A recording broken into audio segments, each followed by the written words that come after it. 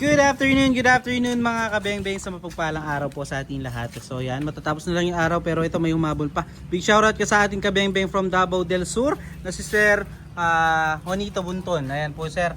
Sir, ito po ang yung unit. So another SPMC bolt action long tank, 24 inches long barrel. Original SPMC silencer, naka BSC black powder 4x16x44 and 2 cock po yan. Stainless yan mga kabeng-beng, hindi po yan chrome mga kabeng-beng. So 2 cock na rin po. So, eto, bago natin padala sa Davao del Sur, atin munang i-test yan mga beng-beng. So, gagamitin natin pellets. Meteor pellets and the size and sorted straight from the box ng Mobala. So, ayun po yung ating steel plate. So, check natin mga beng-beng. First shot po tayo. First shot. First shot po. Second shot.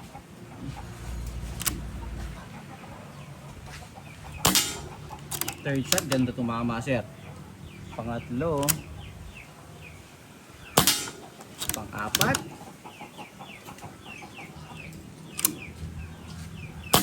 At pang-lima, grabe ganda tumama sir.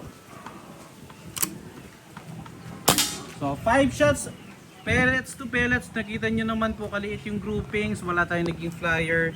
So sir, puntahan po natin yung ating naging grouping sir. Check natin. So yan, 5 out of 5 mga kabeng-beng. Grabe tumama yan. So salamat po, pahintay na lamang po yung unit sir. Peace out po.